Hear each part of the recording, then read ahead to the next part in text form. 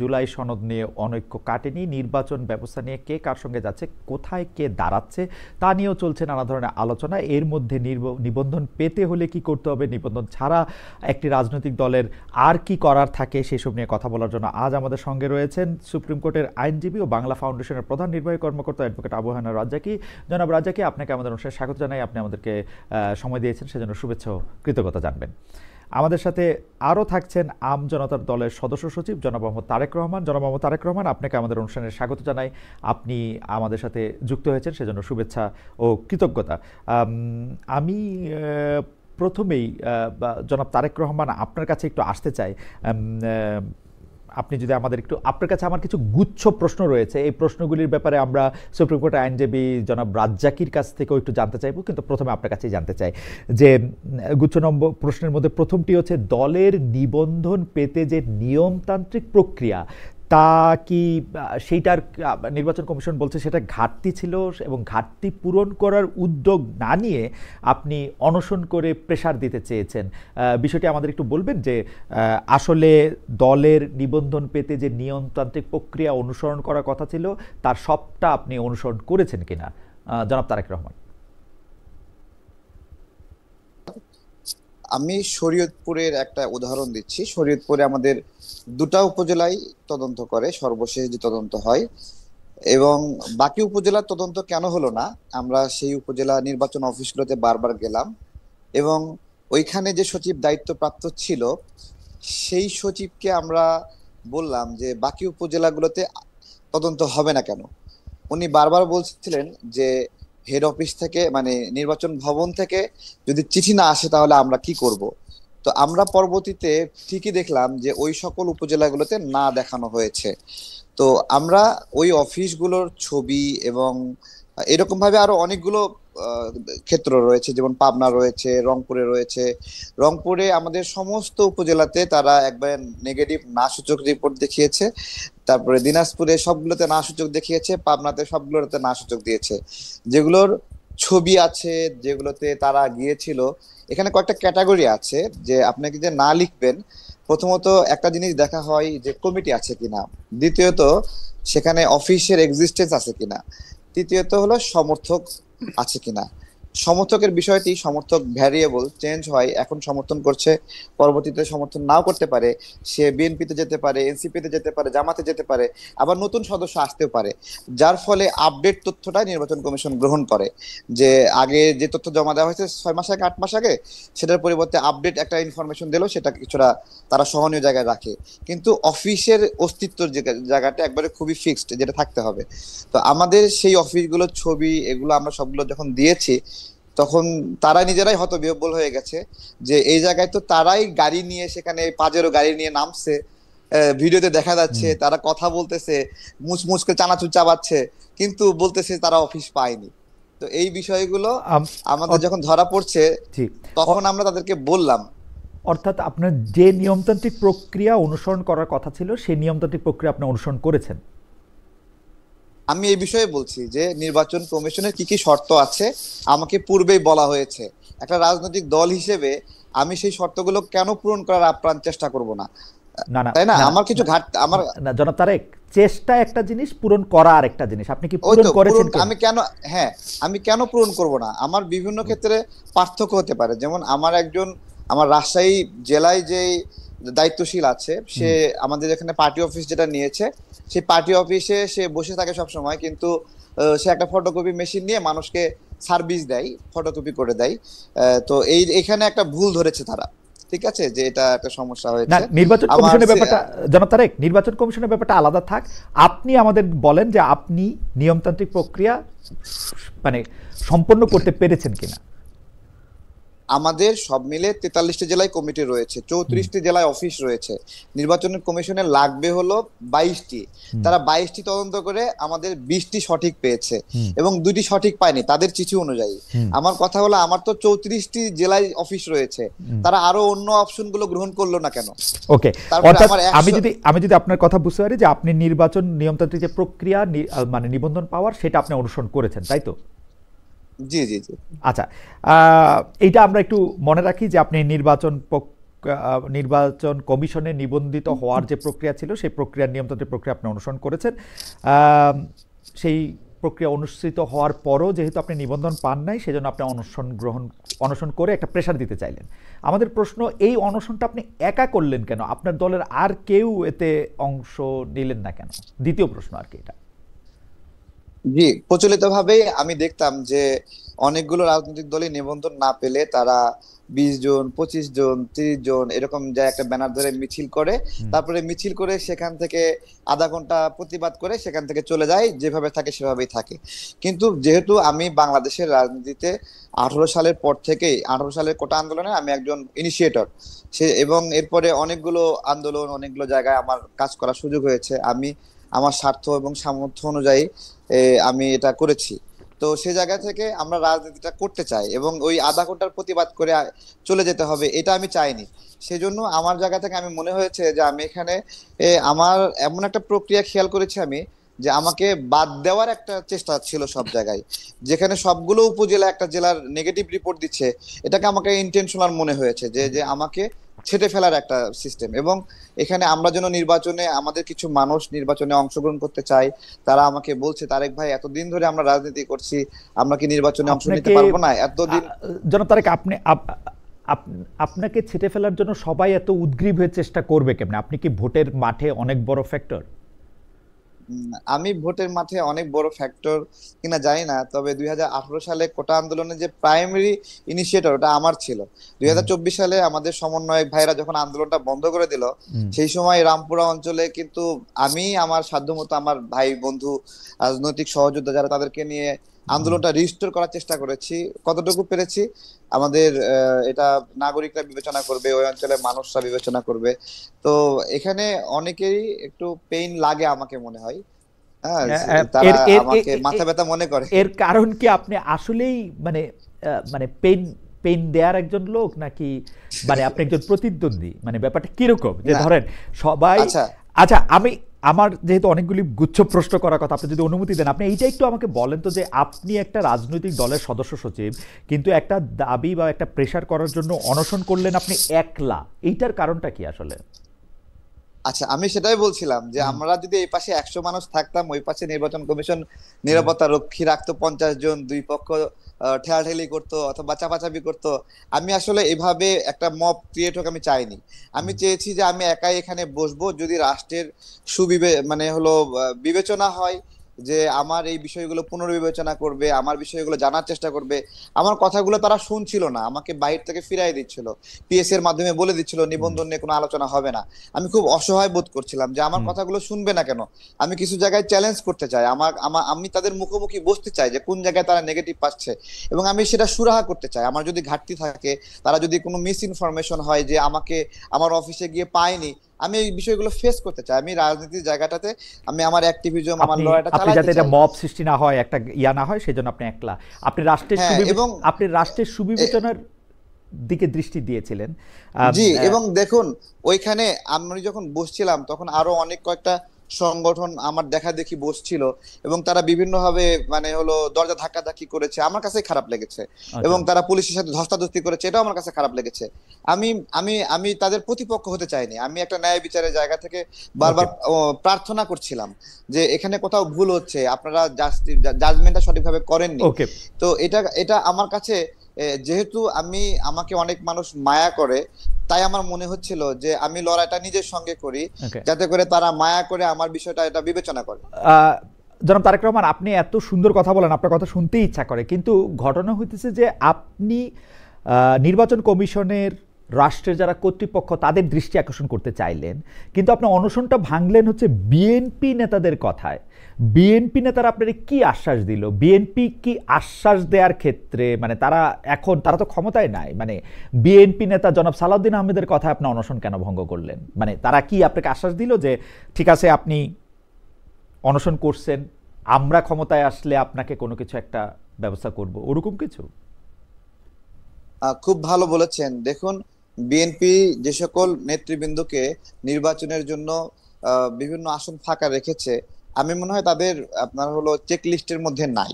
হুম ঠিক আছে, সুতরাং তাদের কাছ থেকে অনেক বেশি ফেভার চাওয়ার বিষয়ে আমি বারবার বলে আসছিলাম, আমরা একটা মার্কা চাই, যে মার্কা নিয়ে নিজেরা নির্বাচন করতে চাই, হুম আমাদের বন্ধুরা করতে চাই।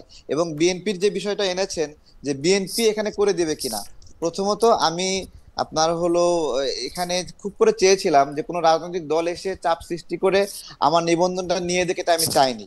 ঠিক আছে, এবং ইলেকশন কমিশন থেকেই বারবার একটা কথা বলেছিল যে আমাদেরও ভুল হতে পারে, আমাদের অফিসাররাও ভুল করতে পারে, তারেক চাইলে আপিল করতে পারে। ঠিক আছে, এই বিষয়টি আমাকে সালাউদ্দিন ভাই প্রথমে এসেই বলে, তোমাকে তো আপিল করার সুযোগ দিয়েছে, তুমি আর কত নিজের কষ্ট দিবা। ঠিক আছে, আর হলো আমি আসলে হতবিহ্বল হয়ে গিয়েছিলাম, সালাউদ্দিন ভাই আসছে, তো আমি তো ওনাকে অনেক রেসপেক্ট করি, তারপরে রাজনৈতিক কারণে অনেক বিষয়ে আলোচনা পরামর্শ ভাইয়ের সাথে হয়, বড় ভাইয়ের মতো। উনি আসছে, ওনার আশেপাশে যে শক্তিমান মানুষগুলো আছে, তারা মুহূর্তের মধ্যে আমাকে উঠে অ্যাম্বুলেন্সে পুরাই দিল আমি বুঝে ওঠার আগে। ওকে, ঠিক আছে, মানে তো এইটা আমি এইটাও আসলে এইটাও প্রায় বোঝাই গেল। জনাব তারেক রহমান, আপনাকে ধন্যবাদ।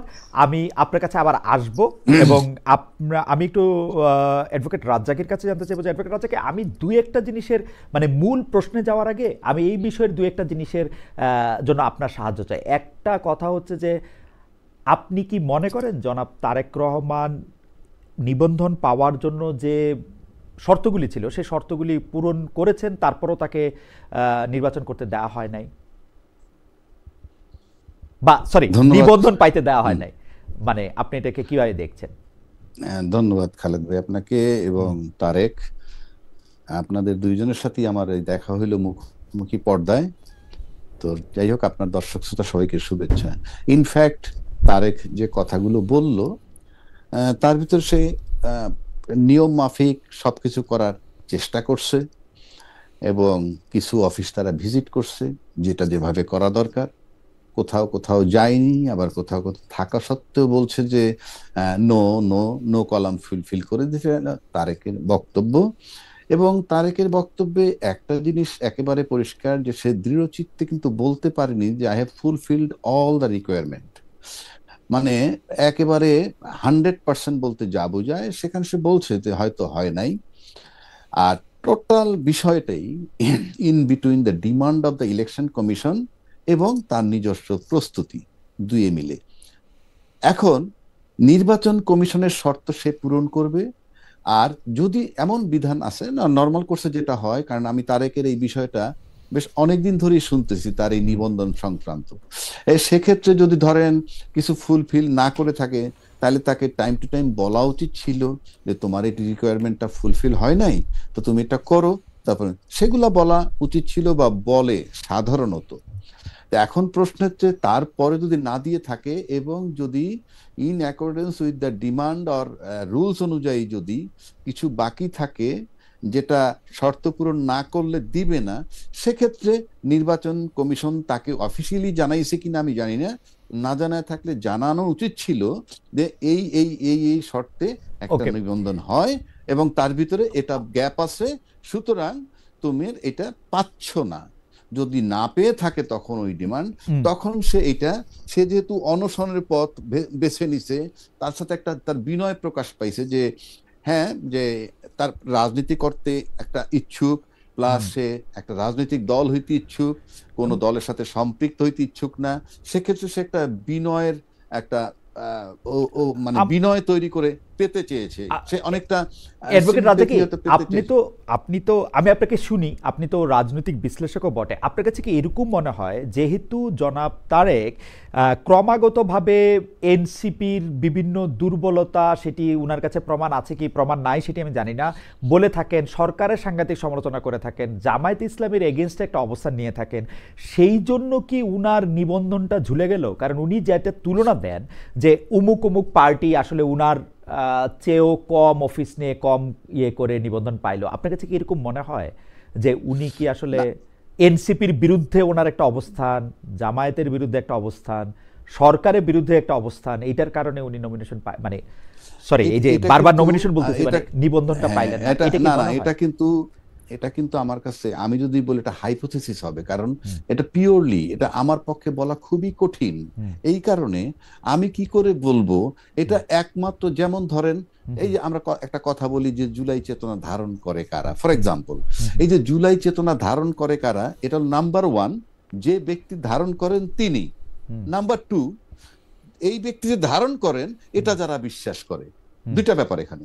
আমি যেমন ফর এক্সাম্পল তারেক জুলাই চেতনা ধারণ করে, এটা তারেকের বক্তব্য ধরে নিলাম আমি, সে ধারণ করে। আর ইন এডিশন আমি যদি বিশ্বাস করি যে সে জুলাই চেতনা ধারণ করে, তাহলে দুয়ে মিলে সোনায় সোহাগা। এখন জামাতের কারণে পাচ্ছে কিনা এটা ফিল করবে কিন্তু তারেক, এবং এনসিপি বিরোধিতা করে সেজন্য কিনা সেটা ফিল করবে তারেক, সরকার তার বিরোধিতা করে কিনা আপনার পিছনে ডক্টর অ্যাডভোকেট রাজাকে, আপনার পিছনে অনেকগুলি বই দেখতে পাচ্ছি। এই আইনের বইয়ের মধ্যে কিন্তু সার্কামস্টেন্সিয়াল এভিডেন্সটা একটা বড় জায়গা নিয়ে আছে। আমরা যদি দেখি যে পৃথিবীতে আসলে কোইন্সিডেন্স বলে কিছুই হয় না, মানে এমন যদি হইতো যে তারেক সাহেব আসলে এনসিপির সাথে তার অনেক বন্ধুত্ব, জামায়াতের সাথে তার অনেক ভালো সম্পর্ক, তারপর এটা পাচ্ছে না, তাহলে কিন্তু এই প্রশ্ন আলোচনায় আসতো না। কারণ মানে আমরা তো আসলে সার্কামস্টেন্সে দেখতে পাচ্ছি যে উনি শত্রু ঘোষণা করেছেন এবং উনি এক ধরনের বন্ধুত্ব করেছেন বিএনপির সঙ্গে।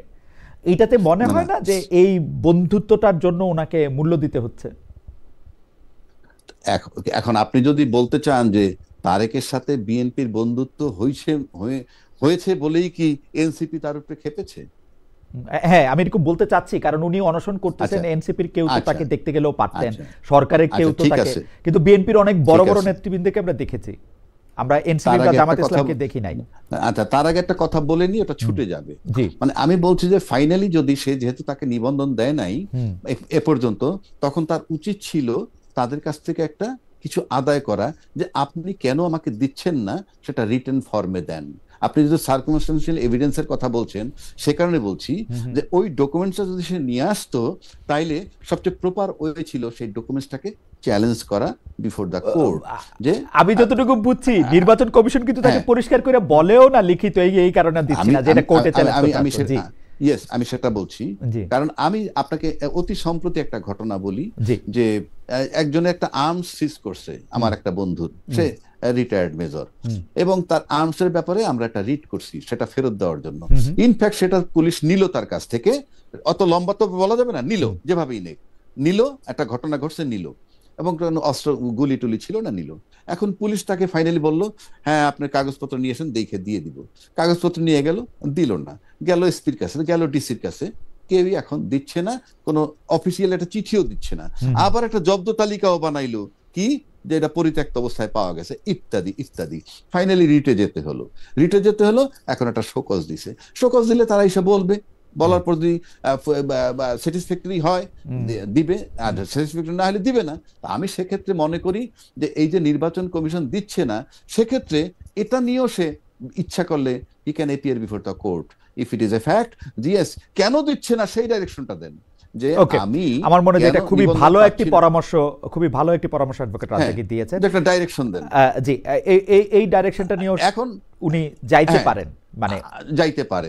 আরেকটা বিষয় আপনি বলছেন যে ওই যে এনসিপির বিরোধী কিনা সে, মানে এনসিপি তাকে তার বিরোধী মনে করে, বিরোধী, হ্যাঁ, উনি সুন্দর করে মিষ্টি ভাষায় সাংঘাতিক অভিযোগ এনসিপির বিরুদ্ধে করেন, মানে সুন্দর করে হেসে মানে কে তারেক করে, এনসিপি। আচ্ছা, আমি বলি, এখন প্রশ্ন হচ্ছে এনসিপির সে বিরুদ্ধে কেন করতেছে সেটাও কিন্তু আমার জানা নাই, আর যে তার পক্ষপাতিত্ব করে সেটাও আমার জানা নাই, 1 নম্বর। 2 নম্বর হচ্ছে, আমরা যদি আমি ব্যক্তিগতভাবে আপনি আমাকে জিজ্ঞেস করেন, আমরা কিন্তু জুলাই চেতনায় সবাই বিশ্বাসী, মানে আমরা আন্দোলন করেছি, দলমত নির্বিশেষে আমরা সবাই বলি। আপনি তো আইনের ছাত্র, সাংবাদিকতা না, বাট আপনি আমরা সবাই আইনের নিচেই আছি আর কি, সেই হিসাবে বলতে পারেন। হ্যাঁ, আইনের ভিতরে আছেন এক, আপনি ম্যাজিস্ট্রেসিতে ছিলেন এক, তারপরে আপনাকে আইন ডিল করতে হয়, এবং সাংবাদিকরা কিন্তু ভালো আইন বোঝে। সেক্ষেত্রে আমি বলছি যে একটা rape case for example, victim বা আপনি 326 একজন কোপ দিয়ে হাত কেটে ফেলছে, সেই ভিকটিম কিন্তু জীবিত। এখন কোর্টে যদি সেই ভিকটিমও দাঁড়ায়, আর ডকে যদি 10টা আসামি দাঁড় করায়, তখন ভিকটিম যদি বলে যে কে তাকে কোপ দিছে, ভিকটিম কিন্তু বলতে পারে যে কোপটা কে দিছে। যদি দেখাইতে পারে কেন কোপ দিছে, সেটা সেকেন্ড কোশ্চেন। এই যে কোপটা দিছে মিস্টার এক্স, এখান থেকে তার ছুটে যাওয়া খুব কষ্ট, সেই অর্থে বলছি। এখন জুলাই আন্দোলন যারা আমরা করছি, আপনি শুনে নেন, জুলাই আন্দোলন যারা আমরা করছি, সেখানে জুলাই আন্দোলনের যাকে তাড়ানো হয়েছে আন্দোলনের নামে, সে কিন্তু ভিকটিম এবং তিনি কিন্তু জীবিত আছেন। তো she is only the authority. উনি যাকে বলবেন যে জুলাই আন্দোলনে কাদের রোল সবচেয়ে বেশি ছিল, সেই বোধহয় জুলাই চেতনার পক্ষের সনদটা পেতে পারেন না। অ্যাডভোকেট রাজ্জাকে আমি আসলে আপনার এই বক্তব্যের সাথে বিনয়ের সাথে ডিফার করি, কারণ আমরা এই বাংলাদেশেই মানে আপনি যেহেতু আমার একটু ম্যাজিস্ট্রেসি পরিচয় দিলেন, আমরা দেখেছি যে ভিকটিমও অনেক সময় তার আসল শত্রুকে ফাঁসানোর জন্য অনেক রকম করে সত্য মিথ্যা বলে। মানে ভিকটিম যে সবসময় সত্য বলে, ব্যাপারটা ওরকম নাও হইতে পারে আর কি। সেই জন্য আমি এই কথাটা, এই একটা ছোট্ট কেভিয়েট দিয়ে রাখলাম। এই একটা ছোট্ট কেভিয়েট আমিও দিয়ে রাখি। ভিকটিম যখন যেমন 164 স্টেটমেন্ট দিয়ে দেয়, দিলেই কাজ হয় না।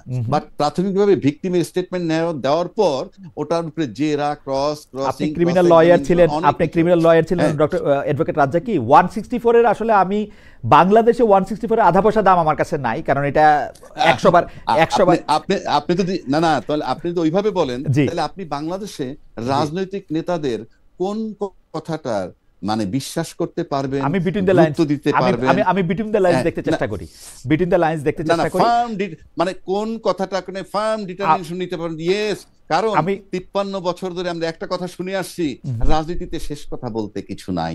এই যে শেষ কথা বলতে কিছু নাই, this term is not acceptable. পৃথিবীতে কোনো কিছুতেই শেষ কথা বলে কিছু নাই। ছোট গল্পেও নাই, রাজনীতিতেও নাই, অর্থনীতিতেও নাই, সমাজনীতিতেও নাই, বিবাহ নীতিতেও নাই, প্রেমেও নাই, কোথাও নাই ভাই। এটা আসলে বলা হয়, এটা বলার জন্য।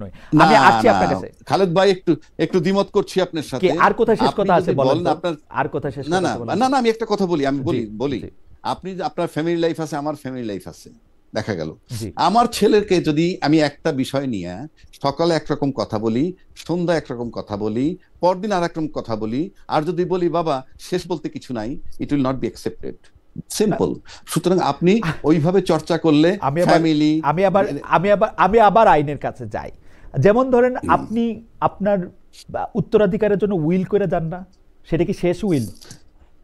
এই পৃথিবীতে শেষ উইল বলে কিন্তু কিছু নাই। এই পৃথিবীতে শেষ উইল বলে কিন্তু কিছু নাই। আমি বলছি বিধান মোতাবেক করলে সেই উইল থাকে, কিন্তু শেষ উইল বলে কিন্তু কিছু নাই। যাই হোক, হাওয়েভার শেষ উইল বলে কিছু নাই, আমার কাছে শেষ কথা বলেও কিছু নাই সব ক্ষেত্রে। কিন্তু জনাব তারেক, আমি আপনার কাছে আসতে চাই যে জনাব রাজ্জাকি আপনাকে আসলে একটা পথ দেখাইছেন যে আপনাকে আসলে ঠিক কাগজেরও দরকার নাই, কেন তারা কাগজ দিচ্ছেন না সেটাও আপনি চ্যালেঞ্জ করতে পারেন, কিন্তু সেটা অন্য কথা। কিন্তু আমরা কিন্তু আপনাকে দেখি জনাব তারেক রহমান, আপনি খুবই মানে আমি জানি না আপনার কাছে কতটুকু মানে ফ্যাক্ট থাকে, আপনি ফ্যাক্টে বেস করে কিনা আপনি বলতেছেন, কিন্তু আপনার বলার কথা এরকম বলছেন যে সবাই মিলে হয়তো আপনাকে চাচ্ছে, যে আপনাকে পেইন মনে করতেছে। কিন্তু আমি যদি একটা ছোট্ট উদাহরণ আপনার কাছে জানতে চাই, আপনি যখন অনশন করতেছিলেন, আপনি এই রাষ্ট্রের, এই সরকারের একজন প্রধান ব্যক্তি, যিনি, তাকে আপনি যে ভাষায় আপনি বকাবকি করলেন, গালাগালি করলেন, বা যে ভাষা আপনি তাকে সম্বোধন করলেন, এটা কি ঠিক আছে? মানে is it okay for you জনাব তারেক? জি, অনেক ধন্যবাদ। আমি যখন অনশনে ছিলাম, এটা 134 ঘন্টা, আমি ওই দিন সকালবেলায় আমি অনেকটা নিজের শরীরের উপরে নিয়ন্ত্রণটা অনেকটা হারিয়ে ফেলি, এবং শরীর, মস্তিষ্ক, চিন্তার উপরে। এবং এর ফলে আমি শুধু ডক্টর ইউনূস না, ইলেকশন কমিশনের ব্যক্তিবর্গের বিরুদ্ধেও আমি অনেক রাগারাগি করি। এবং যার ফলে ইলেকশন কমিশনার, তারা তো শুধু চাকরি করেন না, তাদের পরিবারও আছে। সেই পরিবারের মানুষগুলো তাদেরকে জিজ্ঞাসা করেছেন যে কি চাকরি করো, তোমাকে নিয়ে মানুষ সমালোচনা করে। তো সেই পরিবারগুলো অনেক কষ্ট পেয়েছে, এটা আমি বুঝছি। কিন্তু ডক্টর ইউনূস স্যার সহ সামগ্রিকভাবে যে সমালোচনা এসেছে, আমরা জুলাই গণ অভ্যুত্থানে, আমি আপনার অনেকগুলো, এই গণ অভ্যুত্থানে প্রায় 4-5টা মামলার আমি গুরুত্বপূর্ণ আসামি, সেটা অবশ্যই 6-এর মধ্যে সবগুলো আসামিতে 1 নাম্বার আসামিও আছি। কিন্তু এই গণ অভ্যুত্থানে কারাবন্দীদের নিয়ে সরকার একটা প্রোগ্রাম করে, এবং দেখেন আমাকে এতটুকু অপছন্দ করে যে আমাকে সেই কারাবন্দীদের প্রোগ্রামে মানে মিনিমাম দাওয়াতটুকু দেওয়া হয়নি, বা যাওয়ার সুযোগটুকু দেওয়া হয়নি। এরকম আরো অনেকগুলো বিষয় রয়েছে। আমরা জুলাই গণ অভ্যুত্থানে অনেক ভালো ক্ষতিগ্রস্ত হওয়ার ফলেও হ্যাঁ, ভালো ক্ষতিগ্রস্ত মানে এত বেশি নিপীড়ন হয়েছে, আমার দাঁত এটা কিন্তু ভাঙা, কিন্তু এটা র্যাবের ডিজি ওই সময় ঘুষি মারতে মারতে আমাকে অজ্ঞান করে ফেলে, এবং সেই সময় আমার এই দাঁতটা মানে অর্ধেক ভেঙে যায়। না না জনাব তো তারেক, এ তো জনাব তারেক, ঠিক এগুলি আছে, এগুলি মোটামুটি আমি আপনার মুখে এগুলো শুনেছি যে বলছি। আপনি না আমাকে না, বলেন তো এগুলো আপনাকে বলছি, অপছন্দ করার কারণ কি? আপনি সেটাই তো, হ্যাঁ কারণটা কি? সেটাই বলছি, জি। সেটাই বলছি।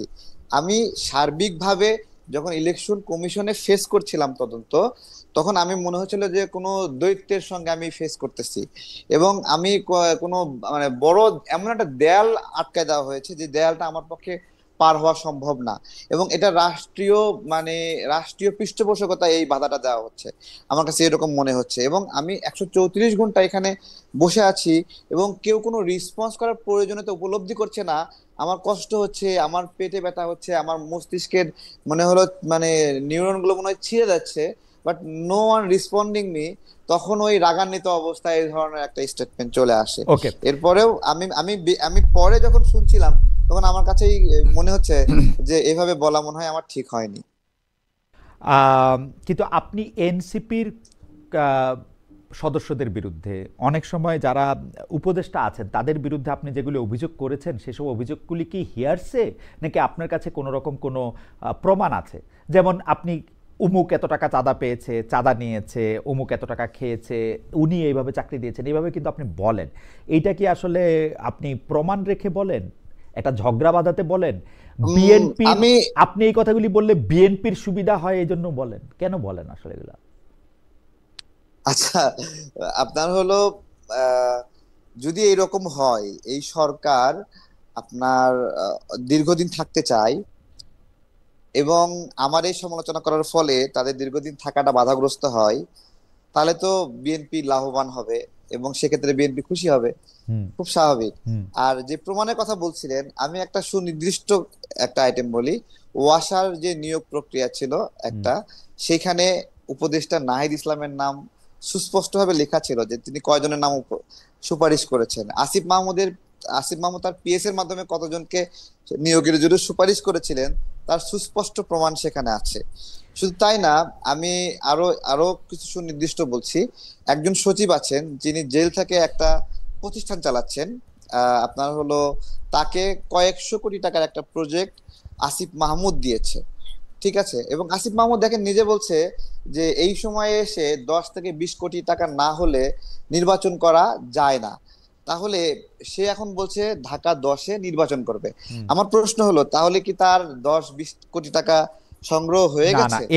সে এইভাবে তো অঙ্ক ঠিক মিলে না। আছে, প্রথম কথা আমি বলি, না ওয়াসার অঙ্ক নিয়োগ মিলবে নিয়ে, না। ওয়াসার নিয়োগ নিয়ে আপনি জি, যে কথা বলেছেন যে একজন উপদেষ্টা বা একটা রাজনৈতিক দলের নেতা হিসাবেও যদি আমি চিন্তা করি, বা একটা আন্দোলনের নেতা হিসাবে, উনারা কি মাস্টার রোলে 10 জন 20 জন 100 জন লোকের নিয়োগের কথা সুপারিশ করতে পারবেন না? উনারা তো ওয়াসায় যে আমি নিয়োগের কথা বলা হচ্ছে আরেকটা সেগুলি মাস্টার রোল, স্থায়ী চাকরি না, দেখুন, সেই কথাই বারবার বলা, মানে হ্যাঁ, মানে সবচেয়ে বড় আমি দুর্নীতি হিসাবে। সেটাই আপনারা আপনারা অবশ্যই মাঝে মাঝে প্রেস ক্লাবে দেখেন হুম। যে আউটসোর্সিং এর মাধ্যমে নিয়োগ পাওয়া লোকগুলো চাকরি স্থায়ীকরণের জন্য আন্দোলন সংগ্রাম করে চাকরি স্থায়ী করে নেয়।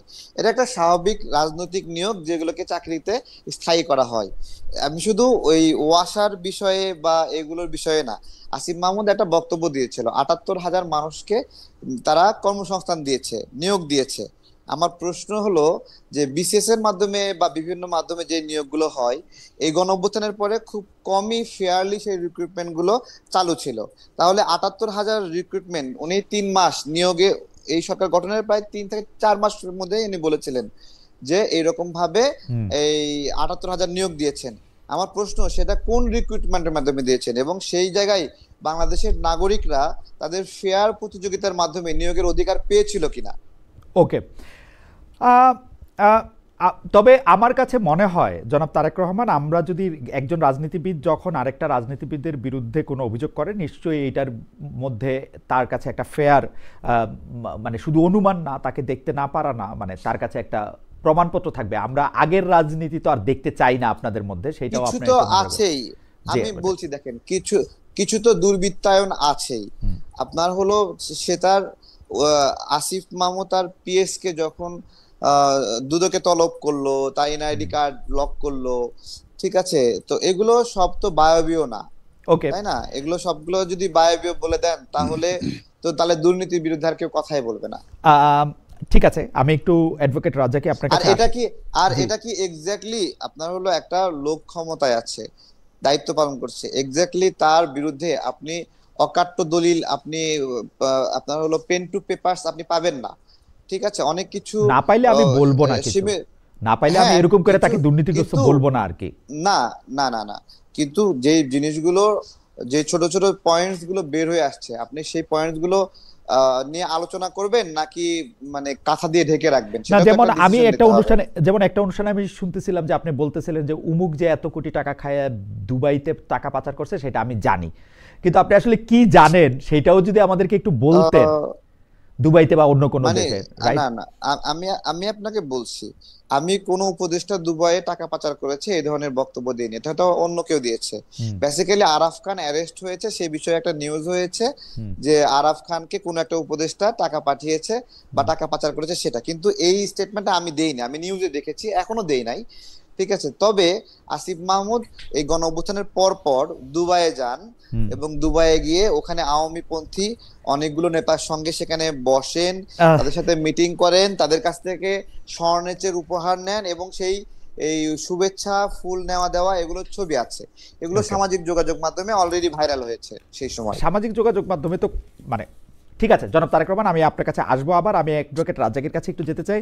অ্যাডভোকেট রাজ্জাকি, আপনার কাছে যাওয়ার আগে আমি একটা দর্শকদের কাছে একটা জনমত জরিপ চেয়েছিলাম যে কার্যক্রম নিষিদ্ধ আওয়ামী লীগের ঢাকা লকডাউন নিয়ে কোনো শঙ্কা নেই। আমি একটু অ্যাডভোকেট রাজ্জাকি আপনার কাছে জানতে চাইবো যে জুলাই সনদ নিয়ে অনৈক্য, গণভোট নিয়ে ভিন্ন মত, চলমান সংবিধান নাকি নতুন সংবিধান, এসব বিষয় যে ঝুলে আছে, এগুলি নিয়ে অন্তর্বর্তী সরকার শেষ পর্যন্ত ঐক্যমত তৈরি করতে পারলো না কেন? জাতীয় ঐক্যমত কমিশন কেন হাল ছেড়ে দিয়েই বলা যায় বিদায় নিল? সার্বিকভাবে বিষয়টি কিরকম ভাবে দেখছেন বা কি দেখছেন আপনি? আমাদের আরো একটা প্রশ্ন আছে, আপনি যদি একটু সংক্ষেপে না, উত্তর আপনি দিতেন। তো জি। একবারে তো অনেকগুলো প্রশ্ন করলেন যে হুম, হুম। মানে এই সংবিধান না কোন সংবিধান। জি জি।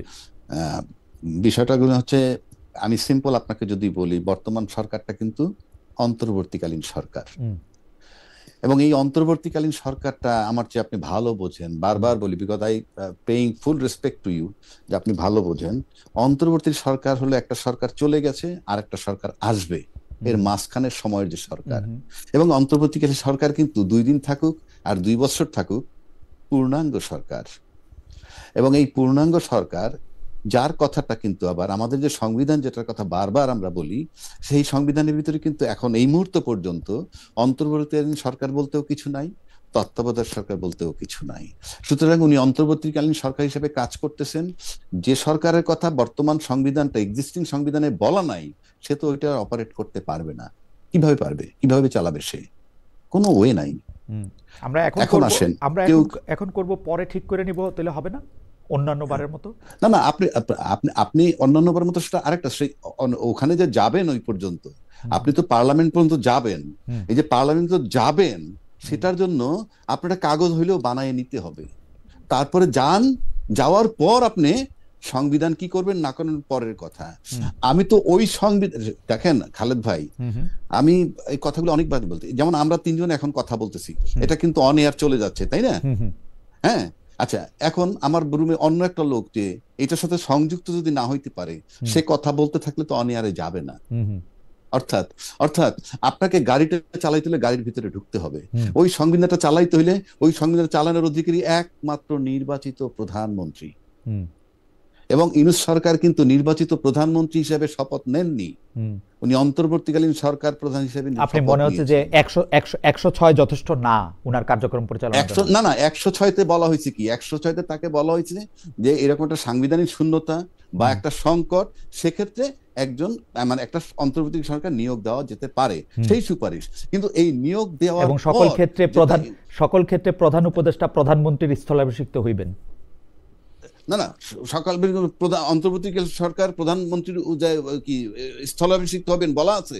না, এটা তাহলে কি সে, এটা ইমপ্লাইড মিনিং, এটা তো বলা থাকবে। না না, মানে সরকারটা মিনিং কেমনে আপনি চালাবে, ধরলে, সরকারটা কেমনে আপনি চালাবে? অন্তর্বর্তী, আপনি মিনিং ইন্টারনাল আপনি ধরে নিলে আমি কি করব? হুম, আপনি শব্দটা হলো অন্তর্বর্তীকালীন সরকার, হুম। এটার মিনিং আমি সংবিধানের প্রধানমন্ত্রী কিভাবে ধরবো তাকে? কারণ আপনি আর যদি তাকে বলতেছেন যে প্রধানমন্ত্রী ধরি, অন্তর্বর্তীকালীন সরকার পূর্ণাঙ্গ সরকার, সেইভাবে ধরবো। পূর্ণাঙ্গ সরকার, এবং সেই জন্য সে সব সরকার সিদ্ধান্ত প্রধান নিতে লাগবে পারবে। একটা, সরকার না, উনি তো সরকার প্রধান। ওকে, এবং উনি আরেকটা সরকার প্রধান নির্বাচিত হিসেবে সরকার। উনি সরকার প্রধান হিসেবে প্রধানমন্ত্রীর সকল ক্ষমতা এক্সারসাইজ করবেন, অসুবিধা কি? আমি প্রধানমন্ত্রীর কথা তো আনতেছিই না। ওকে। উনি তো অতি নিছেন অন্তর্বর্তীকালীন সরকারের প্রধান হিসাবে। উনি তো প্রধানমন্ত্রী কিভাবে হবেন? যদি তাকে আপনি প্রধানমন্ত্রী সবাই মিলে বানায় দেন, তাহলে সংবিধানে ঢুকে যাক, 29 সাল পর্যন্ত থাকুক। এটা হবে? না, হবে না। এটা হবে? উনি যখন যেহেতু হবে না, জি, যেহেতু মানে হবে না, উনি পরিষ্কার অন্তর্বর্তীকালীন সরকার, এবং অন্তর্বর্তীকালীন সরকার অতি নিছেন আচ্ছা, অন্তর্বর্তী সরকার হিসাবে। আমার এবং আমার উনি দর্শকদের জন্য, অ্যাডভোকেট রাজা কি, আমার এবং জি। আমার দর্শকদের জন্য আমি এটা একটা ছোট ভাঙা বলি। আপনার কাছে কি মনে হয় যে প্রধান উপদেষ্টা সরকার প্রধান হিসেবে যে পাওয়ার এক্সারসাইজ করেন, এইটা প্রধানমন্ত্রীর চেয়ে কিছু কম? হ্যাঁ, আমি প্রধানমন্ত্রী আনবই তো না, প্রধানমন্ত্রী নাই আমার। তো প্রধান তার উপদেষ্টা সাথে হিসেবে, compare প্রধান করবো উপদেষ্টা হিসাবে উনি যে যে কাজ করতে পারবেন, সেইটা কি উনি জি। সরকার প্রধান হিসাবে উনাকে কোনো কাজ করতে কি উনাকে বার দেওয়া হয় বা কমায় দেওয়া হয় যে না তুমি অন্তর্বর্তীকালীন না, না, সরকারের প্রধান, উনি তুমি এইটা ওনাকে পারবা না? 12 না, উনি 12 দেওয়া হচ্ছে না, কমাও দেওয়া হচ্ছে না, উনি করছেন, জি। এবং উনি যে করছেন সেটা সবাই মেনে নিচ্ছেন। যেমন ধরেন, আপনি ওই সংবিধানে যদি যান, তর্কের খাতিরে বলছি, সংবিধানটায় বলা আছে সংসদ ভেঙে যাওয়ার পর 90 দিনের মধ্যে নির্বাচন। না, এগুলো- কোনো কারণে যদি না হয়, তাহলে আরো 90 দিন, আপনি 180 দিন পাবেন। তাহলে যেদিন ইউনূস সাহেব আসলেন, আসার পর যখন উনি বলছিলেন অল্প সংস্কার হলে, সংক্ষেপে বলি, অল্প সংস্কার হলে ডিসেম্বর 25-এর মধ্যে নির্বাচন, আর বেশি সংস্কার হলে জুন 26-এর মধ্যে নির্বাচন, তখন কি আমরা বাংলাদেশের ব্যক্তিরা, রাজনীতিবিদরা কেউ কি প্রশ্ন করছিলাম যে আপনি অতদূর কিভাবে যাবেন? আপনি তো সংবিধান মোতাবেক সর্বোচ্চ 180 দিনের মধ্যে নির্বাচন দিয়ে চলে যাবেন। আমরা কি কেউ ভয়েসটা রেজ করেছিলাম? না, কিন্তু আমার মনে পড়ে কিন্তু না। অ্যাডভোকেট আমার রাজা মনে কি, পড়ে না। আমার কাছে কি মনে হয় ফেব্রুয়ারি 2025-26-এ যখন আমরা নির্বাচন দিব, যখন একটা পার্লামেন্ট আসবে, সেই পার্লামেন্টের মধ্যে আমরা ভূতাপেক্ষ এইটাকে কার্যকর বলবো যে উনাকে এই কয়দিন এই জন্য থাকতে হয়েছিল, এই জন্য এটা সিদ্ধ, এবং এটা সংবিধানে কোনো সেটাকে অসুবিধা আমি দেখি না। আজ ঠিক আছে, আপনার তর্কের খাতিরে আপনাকে আমি আপনার জবাবটা দিচ্ছি। জি। আমরা তো এটা জুলাই সনদ করেছিলাম, তাই না? জুলাই সনদ, আরে সরি, জুলাই সনদ না, জুলাই ঘোষণাপত্র। রাইট। জুলাই ঘোষণাপত্র, আমি এটা বারবার বলে আসছি, এখনো বলছি আপনার সামনে। জুলাই ঘোষণাপত্র যেটা আমরা করলাম, সেটার ভিতরে তো এই সরকার আমরা একটা মেয়াদ দেই নাই। দেই নাই তো। আমরা তো দিতে পারতাম যে এই সরকারের মেয়াদ 8ই আগস্ট 2024 থেকে 30 জুন 2026 পর্যন্ত হবে, নাম্বার 1। নাম্বার 2, এর ভিতরে উনি একটা ইলেকশন কমিশন নিয়োগ দিবেন। নাম্বার 3, এর ভিতরে উনি একটা নির্বাচন করে চলে যাবেন। পারতাম তো, এখনো দেওয়া যায়, এখনো দেওয়া যায় জুলাই ঘোষণাপত্র সংশোধন হিসাবে। কেন দিচ্ছি না? না দেওয়াতে কি অসুবিধা হয়েছে? আপনার মেয়াদ দিত না, আপনি কিভাবে না নির্বাচন না, আপনি করতে? মেয়াদ নাই তো, কিভাবে? আপনি মেয়াদ নাই তো, আপনি মেয়াদ নাই তো বলতেছেন, কিন্তু এটা একটা বিশেষ অবস্থা, পরবর্তী সরকার না আসা পর্যন্ত এই সরকার প্রধানকে কন্টিনিউ করতে হবে। এটা তো হচ্ছে মানে আপনি যদি Yes, আপনি যদি সংবিধানটাকে ভাঙতে যদি থাকেন তাই হয়, পরমাণুর মতো, কিন্তু হ্যাঁ। কোথাও একটা গিয়ে তো আপনার থামতে হবে আসলে। সেটাই বলছি, জি। যদি তাই হয়, আমি তো এডমিট করতেছি, সেটা কি অন্তর্বর্তীকালীন সরকার যে সিদ্ধান্ত নিতেছেন, এগুলো সব অন্তর্বর্তীকালীন সংবিধান মোতাবেক, অর্থাৎ উনি ওই সংবিধানের বাইরে, উনি ওই সংবিধানে ঢুকতে পারছেন না, সেটা আপনি তো- ঢুকাইতে পারবেন না, ওনার নাম ওখানে নাই, না সেইটা আপনি তো তাকে কিভাবে ঢুকাবেন? সুতরাং উনি এই যে ফেব্রুয়ারিতে নির্বাচন হচ্ছে, ওনার সিদ্ধান্ত অন্তর্বর্তীকালীন সরকারের অন্তর্বর্তীকালীন সংবিধান মোতাবেক, ওটা ওনার মাথা থেকে আসতেছে।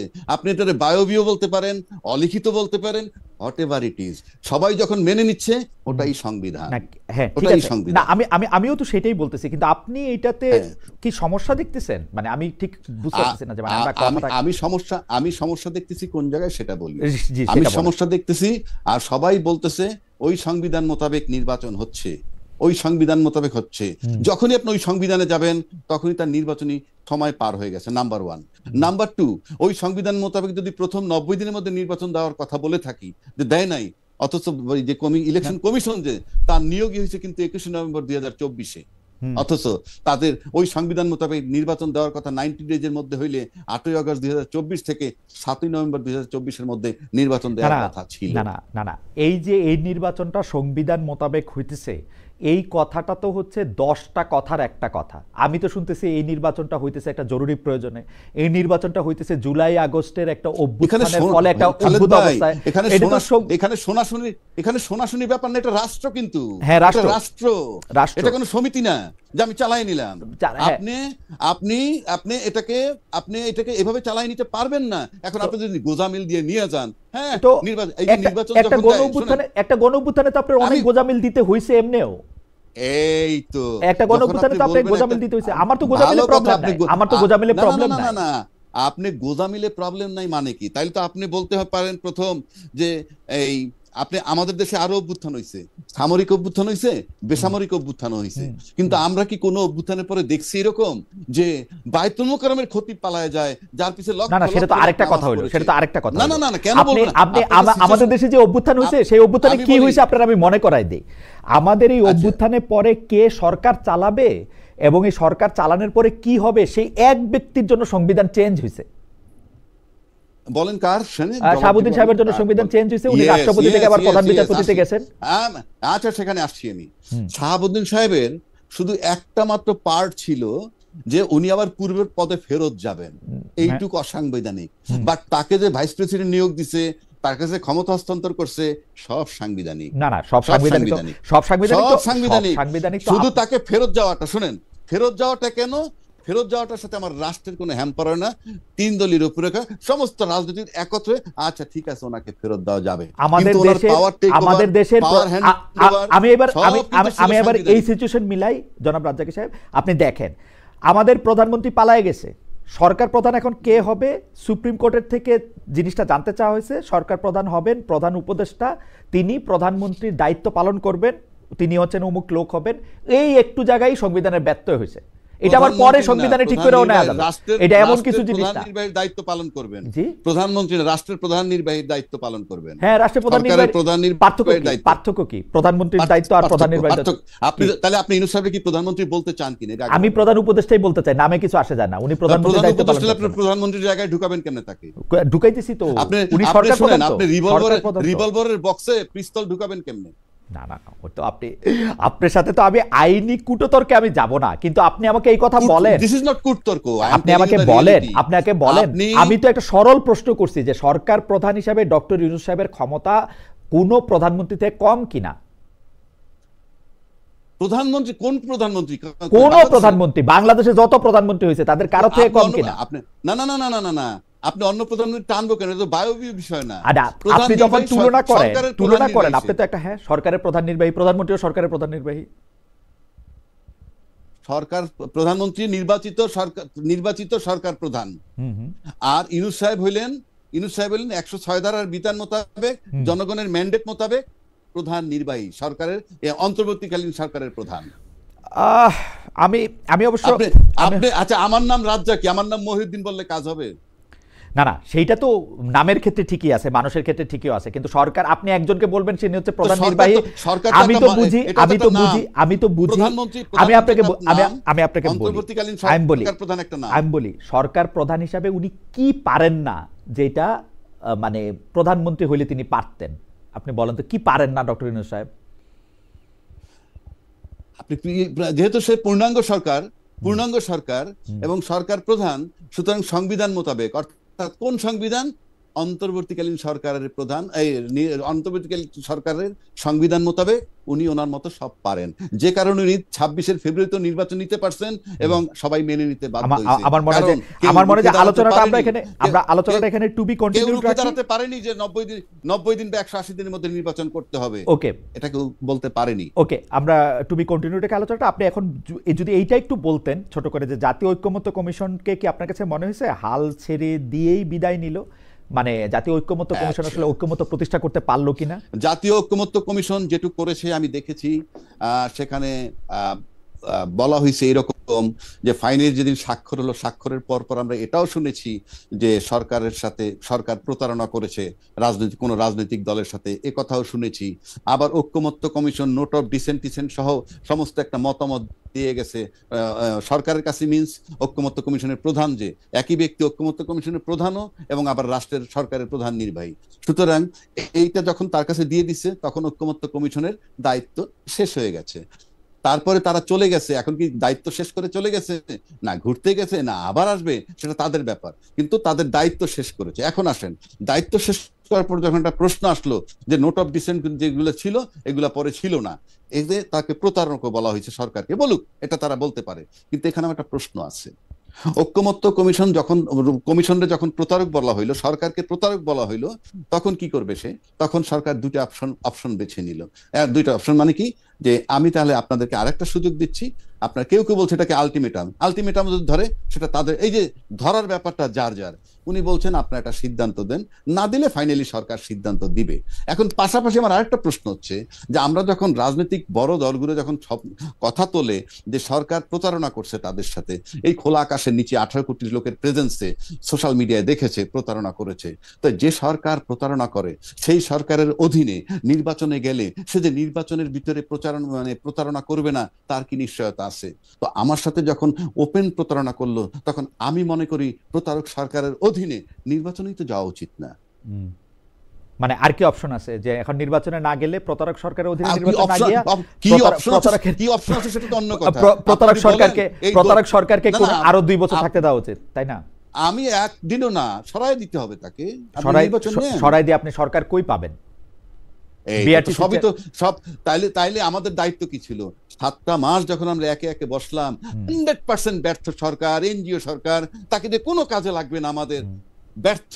কিন্তু আমরা কি ঐক্যমত্যে যেতে পেরেছিলাম? না, আমাদের কাছে সরকার ব্যর্থ হইতে পারে, কিন্তু সেইটাই আমাদের কাছে বেস্ট চয়েস ছিল আসলে সেই মুহূর্তে।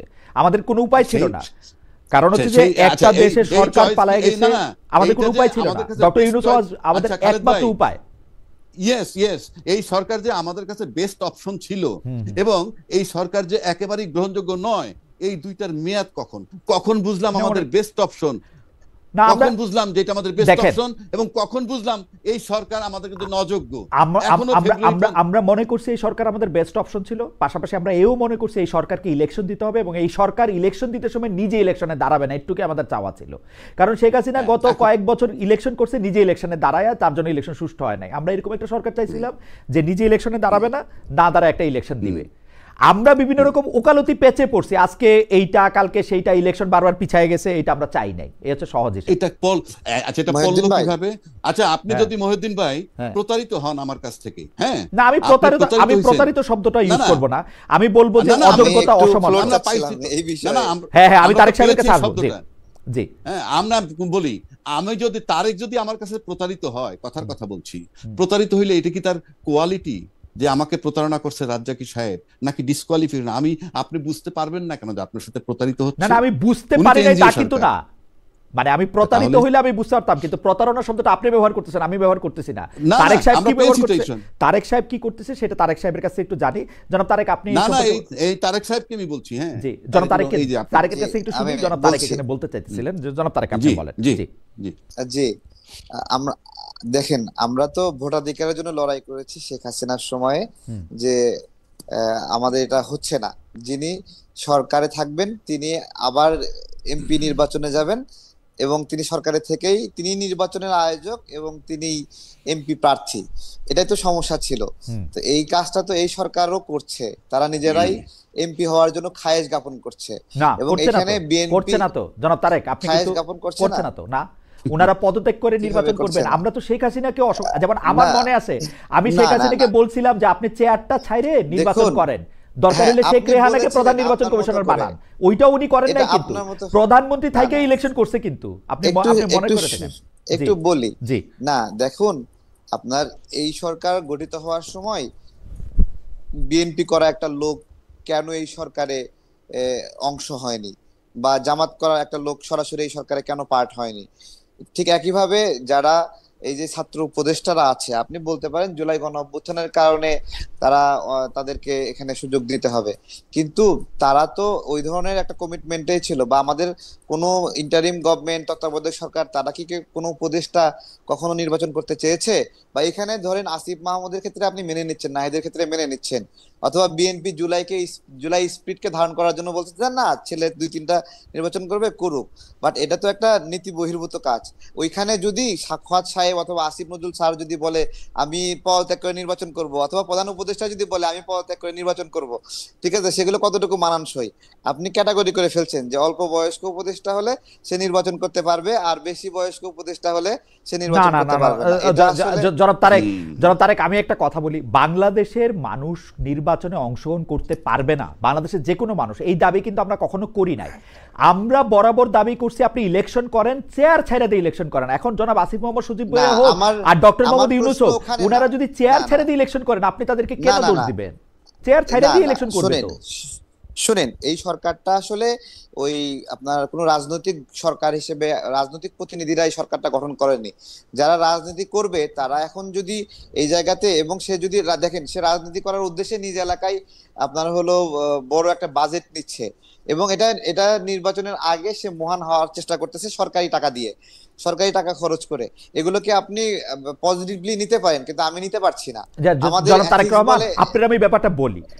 ধরেন আপনি বিএনপির ভারপ্রাপ্ত চেয়ারপারসন তারেক রহমান, যিনি এখন প্রধানমন্ত্রী আছেন, 5 বছর আপনি প্রধানমন্ত্রী আছেন, 5 বছর প্রধানমন্ত্রী থেকে বাংলাদেশের অনেকগুলি জায়গায় আপনি অনেকগুলি উন্নয়নের কাজ করছেন, কাজ করাইছেন।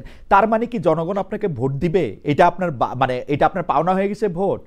না না, তো আমি আপনি আপনাকে চেয়ার বলি, ছেড়ে জনগণকে ইলেকশন ভোট করবেন, দেওয়া, চেয়ার ছেড়ে জনগণের কাতারে নেমে না না, ইলেকশন করবেন, সেটা তো আপনি যে কোনো সময় দেখেন, করতে পারেন। দেখেন, অন্তর্বর্তীকালীন সরকারের কোন উপদেষ্টা বা তত্ত্বাবধায়ক সরকারের কোন উপদেষ্টা যখন চেয়ার ছেড়ে নির্বাচন করতে চাইবে, তা এবং তার আগে সরকারের পক্ষ থেকে তার এলাকায় স্পেশাল বাজেট দেওয়া হবে, এগুলো এগুলো এথিক্স এর মধ্যে যায় না।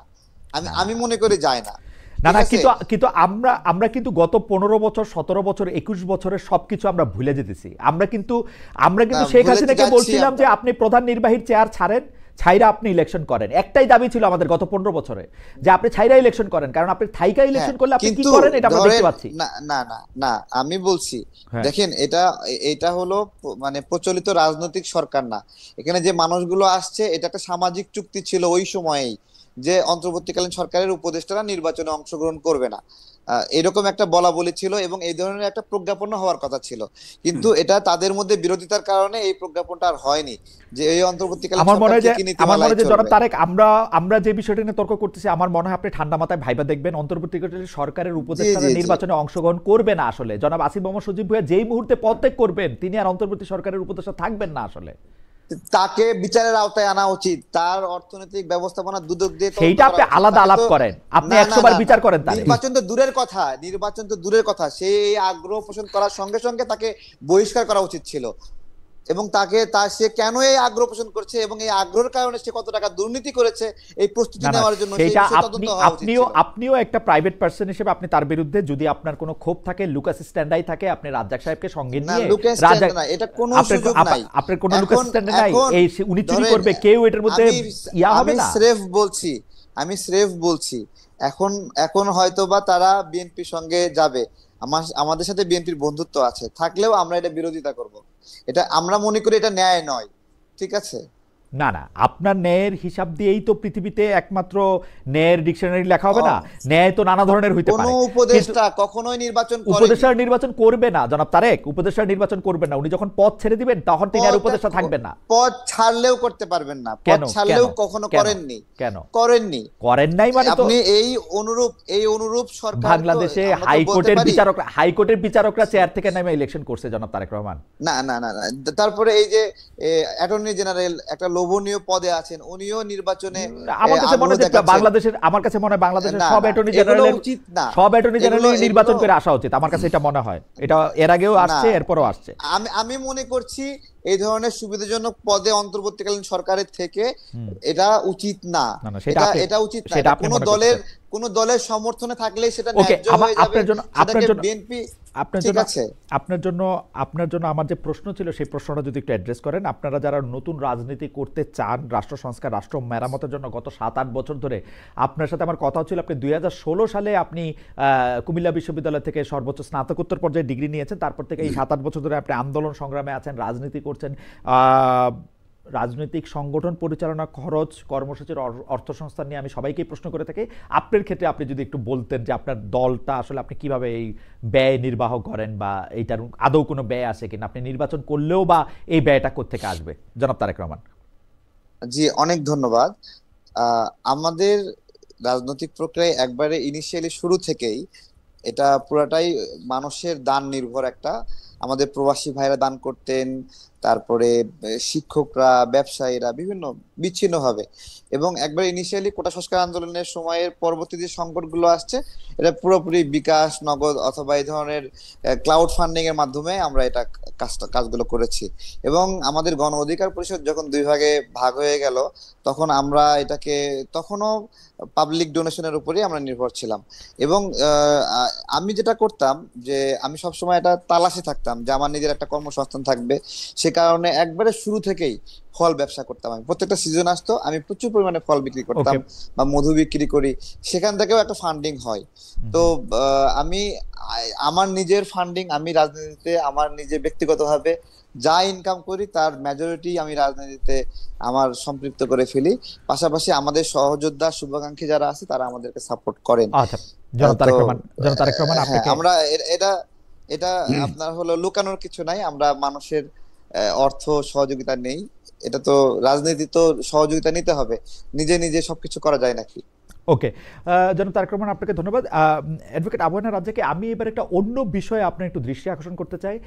এখন একটা কথা খুবই প্রচলিত আছে যে পরবর্তী বাংলাদেশের পরিচালনা, এটা রাষ্ট্রের পরিচালনা হোক, এটা সামাজিক নর্মসগুলি ঠিক করে দেওয়া হোক, সেইটার ক্ষেত্রে আসলে কোনো পরিবর্তন আসবে কিনা। এই ক্ষেত্রে আমি উল্লেখ করতে চাই যে জামায়াতের শীর্ষ নেতারা আমাদের মেয়েদের, নারীদের যারা কাজ করতেছেন তাদের কাজের সময় কমানো, তারা ঘরে বেশি থাকলেই রাষ্ট্র বেশি তার পাশে দাঁড়াবে বলে বলছেন। আপনি এটাকে কীভাবে বিশ্লেষণ করেন যে আমাদের মেয়েদের কি আসলে বেশি, মানে কম কাজ করা উচিত, বা একেবারে কাজ না করা উচিত, না পারলে রাষ্ট্র তাকে টেক কেয়ার করা উচিত? এই ক্ষেত্রে আপনার অবস্থান কি, মানে আপনি কি মনে করেন যে এটা কি হওয়া উচিত? ধন্যবাদ খালেদ ভাই, এর মধ্যে শেষ পার্ট। জি, আমি এই বিষয়টা আজকে এক জায়গায় আলাপ করেছি, সেটা হলো এই যে আপনি নারীর 5 ঘন্টা ডিউটি কমাইয়ে দিবেন।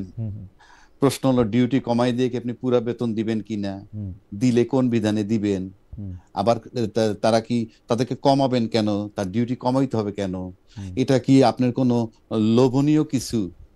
আমার কথা সিম্পল, আপনি এখন পরিষ্কার আপনার স্ট্যান্ড নিতে হবে। জামাত সম্পর্কে এমনি মানুষের ধারণা আছে এই যে তারা ক্ষমতায় আসলে পরে নারীদের ড্রেস কোড পর্যন্ত পাল্টে যাবে, তাদের চলাফেরার উপরে রেস্ট্রিকশন আসবে, এই সমস্ত ধারণাগুলো কমপ্লিটলি আছে, এবং সেটা তারা এখন পর্যন্ত রিমুভ করতে পারে নাই, এবং তাদের সেটা পারতে হবে। নাম্বার 1। নাম্বার 2 হচ্ছে, খুব সহজ বাংলায় যদি বলি, হয়তো এ তো হাডুডু খেলা না, এ শহীদুদ্দিন ঠ্যাং ভাঙ্গার ষড়যন্ত্র। এই 5 ঘন্টা ডিউটি কমাই দিয়ে কি তাদেরকে ঘরে ঢুকানোর পদ্ধতি কিনা, এটাও আমাদেরকে বিবেচনায় নিতে হবে। এবং এটা যদি হয়, আমি ডেফিনেটলি এটা সিরিয়াসলি অপোজ করি।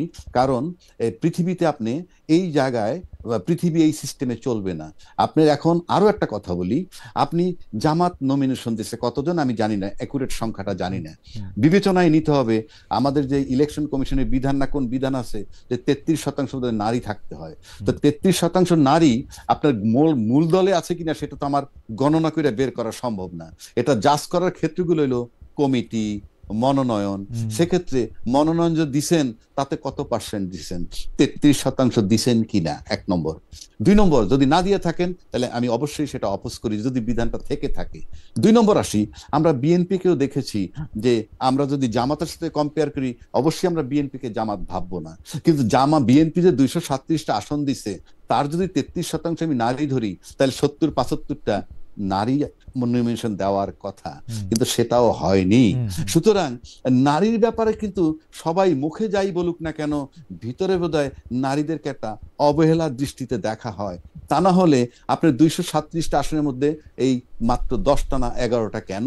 আর জামাতেরটাও পরিষ্কার করতে হবে তাদের নারী আসন কতজন দিছেন, এবং আমার কাছে মনে হয় না 33% দিছেন বিদায়। আর এই যে 5 ঘন্টা তাদের ডিউটি কমাই দিবেন, আমি কোনোভাবেই এটার সাথে একমত নই।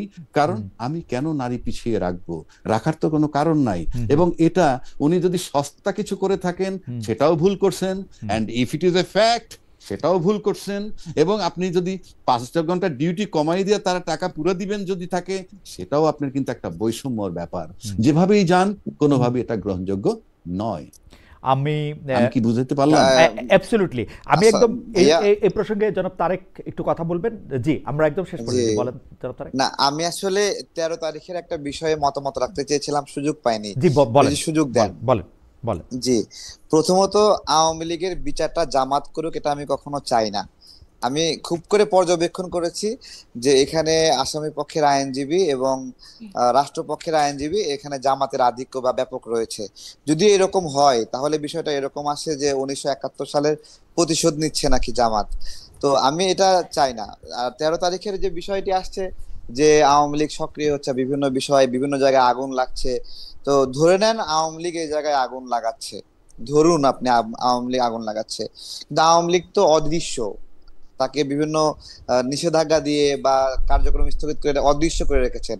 আপনি কি গায়েবের কোনো বিচার করতে পারবেন? আর আওয়ামী লীগ আপনার হলো যদি এইভাবে গায়েব হয়ে থাকে তাহলে সেটাকে মোকাবেলা করবেন। ধরেন বিমানবন্দরে যে আগুন লাগছে, সে আগুন যে লাগলো, ধরুন আওয়ামী লীগ আগুন দিছে, বিনিময়ে কি 20টি আওয়ামী লীগ নেতার বাড়িতে আপনি আগুন দিয়েছেন? তো এই যে একটা রাজনৈতিক বোঝাপড়া, আমি মনে করি রাজনীতি একটা হলো সামাজিক চুক্তি, যে সামাজিক চুক্তির মধ্য দিয়ে যে পরাজিত হয় তার প্রতিও একটা আপনার হলো ব্যবস্থাপনা থাকে যে তার প্রতি কি আচরণ করা হবে। বাংলাদেশে রাজনৈতিক দলগুলো এত আমি আলোচনা বুঝতে পেরেছি করেছে, কিন্তু জনাব তারেক রহমান, আপনি ইয়েটা আমি বুঝতে পেরেছি। আমি একটু জনাব রাজ্জাকি সাহেবের কাছে জানতে চাই। জনাব রাজ্জাকি সাহেব, জনাব তারেক রহমান যে অভিযোগটি করতেছেন, সেই অভিযোগটির প্রেক্ষিতে আপনি কোনো মন্তব্য করবেন কিনা? যদি 1-2 লাইনে মন্তব্য করতেন যে উনি চান না যে আওয়ামী লীগের বিচার জামায়াত করুক, এটা নিয়ে আপনার কোনো মন্তব্য আছে কিনা? ট্রাইব্যুনালে অনেক জামাতের লোকজন আপনি বলেন তো খালেদ ভাই, আওয়ামী লীগের বিচার কি জামাত করছে? আমি আমি আমি এই মন্তব্য করি নাই, এটা জনাব তারেক রহমান নো করছেন। নো নো নো আপনি নো আপনি নো আপনি না না, এটা আমি বলুন। আমি আপনার কাছে জানতে না, চাই আমি তো আওয়ামী তাজুল লীগের ইসলাম বিচার সাহেবকে জামাত। চিনি, আমি তাজুল ইসলাম সাহেবকে চিনি, যিনি মানে এইটার প্রধান। তিনি তো এবি পার্টি করতেন। এবি পার্টি প্র্যাকটিক্যালি উনারা যেটা দাবি করেন সেটা হচ্ছে জামায়াতের এন্টিথিসিস অনেক জায়গা থেকে। আমি জানি না বাকি না, জানি। তাজুল ইসলাম তো ওই আপনার হলো যুদ্ধাপরাধী মামলার আসামি পক্ষের আইনজীবী ছিলেন, তিনি আবার রাষ্ট্রীয় পক্ষের না, আইনজীবী হয়ে গেলেন।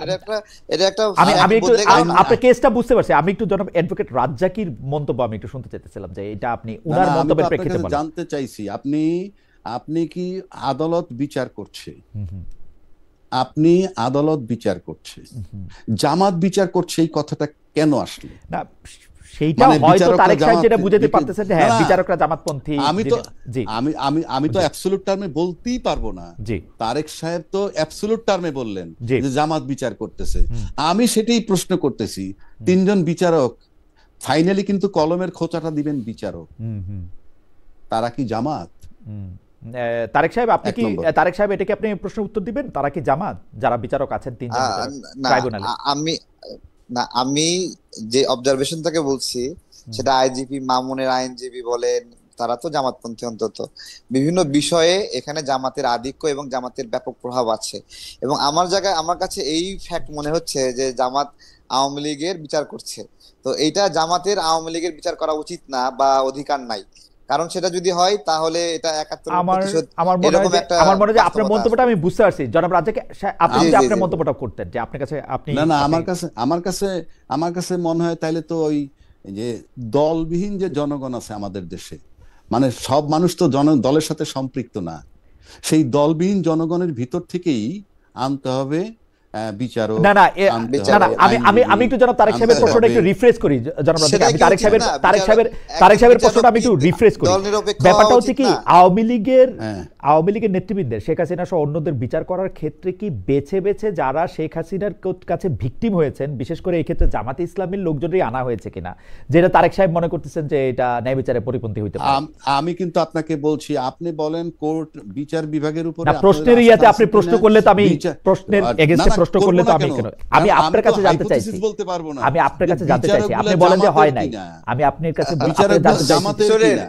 বিচারক আমরা গুলো শুনেন, জামাতের কিনা, এই তো আমরা ঠিক আছে। আমরা বলি, শুনেন আচ্ছা, শুনেন একটা এটাই কথা বলি বলছি। খালেদ ভাই, শুনেন, আমি বলি, আমরা আমাদের জায়গাটা কোথায় নিছি জানেন? হুম আমরা যারা মুক্তিযোদ্ধা ছিলাম, হুম 71 সালে, হুম, মানে আমি আমার রূপকর্তে বলছি, রাইট, হ্যাঁ, যারা মুক্তিযোদ্ধা ছিলাম তাদের জন্ম কিন্তু সব পাকিস্তানে, হুম এবং মুক্তিযুদ্ধের পক্ষের শক্তি যারা, দীর্ঘদিন দেশ শাসন করার পর কিন্তু দেশ ছেড়ে চলে যেতে হয়েছে।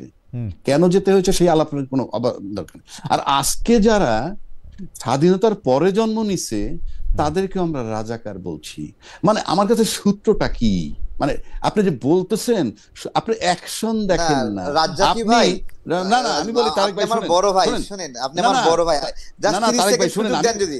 আচ্ছা আমি 30 বলেন, সেকেন্ড সুযোগ দেন, আমি বলিনি 30 আমি সেকেন্ড, বলিনি 30 সেকেন্ড, আচ্ছা বলেন 30 বলেন সেকেন্ড। জি জি হ্যাঁ বলেন, ঠিক দেখেন, আছে। দেখেন আমাদের বয়সের যুবকদেরকে রাজাকার বলা হয় না, বলা হয় যে বলে যে গোলাম আজমের বাংলা স্লোগান দেয় তাকে ওই ওই একই ধরনের ট্যাগিং করা হয়। যে কিন্তু গোলাম আজম তো নিজে কখনো এই বাংলাদেশ চাননি, সে বলেওনি কখনো আমার সোনার বাংলা বা এই বাংলা আমার, না না তাই না? সেই না, না, জন্যই কিন্তু ওটা- না না আমি এই আমি স্লোগানটা আমি একটু যখন আমি একটু জাতীয় আমি একটু সঙ্গীত গাইতে অ্যাডভোকেট বাধা দিচ্ছে, রাজ্জাকির আমরা একটু অ্যাডভোকেট রাজ্জাকির যে জাতীয় সঙ্গীত গাইতে বাধা আর্গুমেন্টটা আমি দিচ্ছে, শুনতে তাকে আপনি কি চাইতেছি। বলবেন বলেন? আর্গুমেন্টে কি মানে জাতীয় যারা যারা জাতীয় স্বাধীনতার সঙ্গীত পরে গাইতে জন্মাইছে যে তাদেরকে মানে সেইটা নিয়ে আপনি মানে মানে তাদের আমি জন্মানোটা যেহেতু না, না, পরে না, সেটা বলতে না, চাইতেছে। না না আমি বলি হ্যাঁ, আপনি যদি argument কি? মুক্তিযোদ্ধা রাজাকারের সঙ্গে আজকে আনতে চান, হ্যাঁ, আমি এটা আমার কিন্তু এটা হাইপোথিসিস বা একাডেমিক বলতে পারেন। জি জি বলেন। 71 সালে যারা রাজাকার ছিল হ্যাঁ তারা কি? তারা ছিল তখন যারা স্বাধীনতা চেয়েছে হুম, তাদের বিরুদ্ধে, হুম, এবং যারা পশ্চিমারা আমাদেরকে গুলি করে মারছে তাদের পক্ষ অবলম্বন করছিল রাজাকাররা। হুম, এবং তখন তো সেটা পাকিস্তান ছিল, দুইটা দেশ ছিল না। হুম, দুইটা দেশ তো হলো 71 সালের 16ই ডিসেম্বর। হুম। একটা দেশের মধ্যেই কিন্তু জি পাকিস্তানি আপনি যদি সরকার, আপনি মানে আর্গুমেন্টটা পশ্চিম- দিতেন যে আমি আর্গুমেন্টটা কি? শেষ করি, জি আমি জি দিচ্ছি তো। বলেন। তাই পাকিস্তান সরকার তখন যাদেরকে মারছে হুম, তারা কিন্তু পাকিস্তানের নাগরিককেই হত্যা করছে, হুম। মানে স্বাধীন পাকিস্তানের নাগরিককেই হত্যা করেছে। ওকে। এবং সেই হত্যাকে যারা সমর্থন করেছে হুম, তারা হইল রাজাকার। হুম, আজকে যদি বাংলাদেশের 2024-এর ঘটনা আপনি আনেন, তাহলে এই সরকার বসে কিন্তু এই স্বাধীন দেশের স্বাধীন নাগরিককে হত্যা করেছে। সেই স্বাধীন নাগরিককে হত্যা করার পরেও তখনকার মিডিয়ায় যারা যারা ওই সরকারকে সমর্থন করেছিল তাদেরকে অবশ্যই এই যুগের এই সময়ের রাজাকার বলতে হবে।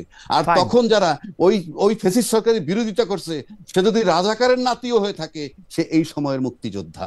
ওকে। মানে আপনি এইভাবে সংজ্ঞায়নটা করতে চান তাই তো?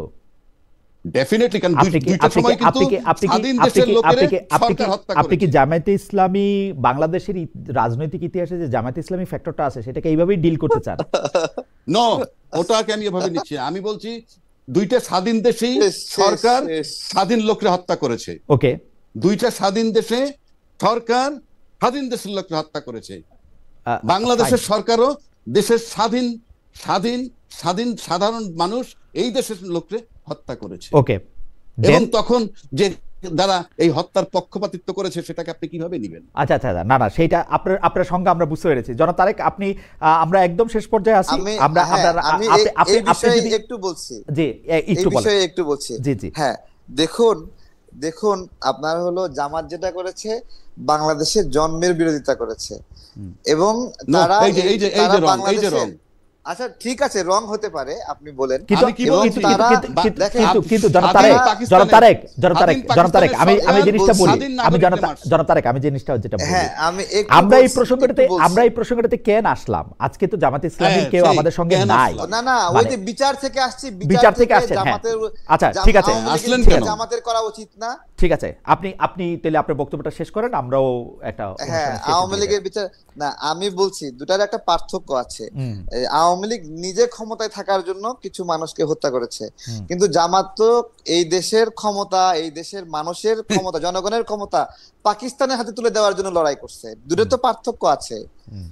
ওকে, আপনি কি নতুন কোনো বক্তব্য আছে? এখানে তো শেখ হাসিনার কাছে ক্ষমতা রাখার জন্য না না, কিন্তু আমার প্রশ্ন হচ্ছে অ্যাডভোকেট রাজ্জাকি আমার প্রশ্নটা হচ্ছে এই যে জামাত যে এখন ভাই ক্ষমতা জামাত টানতেছেন কেন আমাদের এই আলোচনাতে? এটা আচ্ছা ঠিক আছে, উনি জামাতটাকে টানতেছিলেন, জামাতে ইসলামীর লয়াররা বা বিচারকরা আওয়ামী লীগের বিচার করতেছেন কিনা সেই ক্ষেত্রে বিচারকরা জামাতের কিনা? হ্যাঁ বিচারকরা জামাতের কিনা? বিচারকরা জামাতের কিনা? আচ্ছা বিচারকরা জামাতের কিনা এটা বলতে আমি ভয় পাচ্ছি। ঠিক আছে, এটা আমরা এই আলোচনার মধ্যে আমরা নাই। তবে আমি জনাব তারেক রহমান আপনার কাছ থেকে আশা করব যে আপনি যখন যে বিষয়ে কথা বলবেন সেই বিষয়ে আপনার আসলে সম্যক একটা জায়গা থাকবে। আমি শেষ করতে চাই জনাব তারেক রহমান, আপনি আসলে বাংলাদেশের রাজনীতি, সামাজিক নর্মস এবং অর্থনৈতিক কোডগুলি আসলে কি দেখতে চান, এইটা যদি আমাদেরকে কথা বলেন। সেই ক্ষেত্রে আমাদের আলোচ্য বিষয় হচ্ছে যে আমাদের আসলে পার্লামেন্টের ডিবেটটা কেমন হবে, কে আসলে ক্ষমতা করবে, নারী পুরুষ শিক্ষা সেগুলির ক্ষেত্রে কি হবে। অ্যাডভোকেট রাজাই কিন্তু স্পষ্ট বললেন যে জামাতে ইসলামী যেরকম বলতেছে যে 5 ঘন্টা করবে, কাজের ক্ষেত্র কমাই দিবে নারীদের ক্ষেত্রে, সেটা তিনি একেবারেই সমর্থন করেন না এবং একেবারেই তিনি এদিকে যাইতে চান না। আপনার অবস্থানটা আমরা একটু শুনতে চাই, তারপর আমরা অ্যাডভোকেট রাজাকের কাছে শুনবো। আমি মনে করি জামাতের যে স্টেটমেন্ট নারীদের বিষয়ে, জি। যে নারীদেরকে হলো কর্মঘণ্টা কম দিবে, বেসিক্যালি তারা কর্মের পরিবেশ থেকে নারীকে দূরে রাখতে চায়, এটা হলো আমার কাছে যেটা মনে হয়। এবং তারা কিন্তু সেটা পরে আবার সাইন দিল ওইটা ভাবে যে নারীরা ঘরে কাজ করলে তাদেরকে সম্মানিত করা হবে।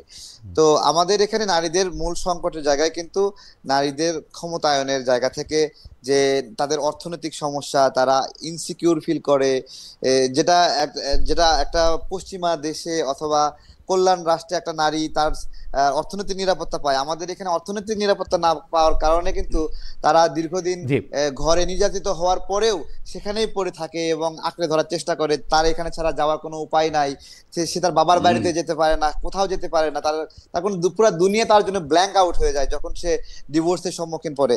সে জায়গা থেকে নারীদের অর্থনীতিটা যদি প্রসারিত না হয়, তাহলে একটা মানুষ হিসেবে, যদি নারীকে নারী হিসেবে না দেখে একটা মানুষ হিসেবে দেখি, তাহলে তারও তো সেই জায়গায় বাঁচার জন্য একটা সুযোগ থাকা দরকার। কিন্তু একটা নারী যখন বিধবা হয়ে যায়, দেখবেন যে সে সমাজে সবচেয়ে অসহায় একটা জায়গায় পড়ে যায়। সে তাকে নিয়ে বিভিন্ন জন টানা হেঁচড়া করে, বিভিন্ন জন দয়া দাক্ষিণ্যে বাঁচতে হয়। নারীর জন্য এই অবস্থা আমি এটা কামনা করি না। এবং সংসদে এবং যে সংস্কার কমিশনে যে আলোচনা হয়েছে, সেখানে নারীর মিনিমাম প্রতিনিধিত্ব ছিল না। আমাদের সংগঠন থেকে একজন ছিল, আর হলো ওই যে আমাদের আসমা আব্দুর রব ভাইয়ের ওয়াইফ, উনি আসতো। এছাড়া এই কমিশনে নারীর কোনো প্রতিনিধিত্ব ছিল না।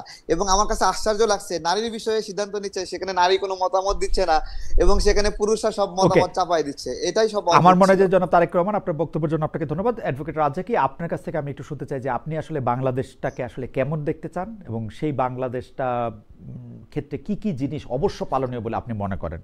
আপনি যদি আমাকে অ্যাট এ গ্ল্যান্স বলেন, আমি প্রথম কথা হলো আমি বাংলাদেশকে একটা রাষ্ট্র হিসেবে দেখতে চাই। যদি বলেন যে এখন রাষ্ট্র কি, আবার বাংলাদেশের মানুষ, আমার ডেভেলপমেন্ট তো দরকার আছে, তার আগে দরকার 3টা বিষয় খুবই মারাত্মক, আমার চেয়ে আপনারা ভালো বোঝেন। মানুষের ব্যক্তির, মানুষের জান, মানুষের মাল, মানুষের বাক স্বাধীনতা, মানুষের স্বাধীনভাবে চলাফেরার ক্ষমতাটা, যেটা আমরা দীর্ঘ 53 বছরে আজ পর্যন্ত এস্টাবলিশ করতে পারিনি। সুতরাং দেশকে আগে রাষ্ট্র বানাতে হবে। আর রাষ্ট্র বানানোর একটা সবচেয়ে সস্তা যে কথাটা বললাম, সহজ যে কথাটা, সেটা হলো এই মানুষের জানমালের নিরাপত্তা, স্বাধীনভাবে চলাফেরার নিরাপত্তা এবং তার কি বলে স্বাধীনভাবে চলাফেরার কথা এবং তার বাক স্বাধীনতা এনশিওর করতে হবে। এবং এনশিওর করলে একটা দেশ একটা রাষ্ট্র হবে। আগে দেশটাকে রাষ্ট্র বানানো হোক, তারপরে চিন্তা ভাবনা। আর রাষ্ট্রের কতগুলো বেসিক জিনিস থাকবে যেগুলো কখনোই পরিবর্তন হবে না। রাষ্ট্রের ফরেন পলিসি, রাষ্ট্রের প্রতিরক্ষা নীতি, রাষ্ট্রের অর্থনীতি চেঞ্জ হইতে পারে বিভিন্ন জনের বিভিন্ন চিন্তায়, কতগুলো বেসিক জায়গায়। যেমন আমার সার্বভৌমত্ব এখন পর্যন্ত কমপ্লিট হয় নাই। একটা স্বাধীন দেশে যখন 57 জন সেনা অফিসার মরে যায় আর বাকি সেনারা বসে থাকে চুপচাপ, এটা সার্বভৌমত্ব হ্যাম্পার। স্বাধীন দেশে যখন 10 লাখ রোহিঙ্গা ঢুকে যায়, গোটা দেশ নীরব থাকে, এটা সার্বভৌমত্বের ব্যাপার।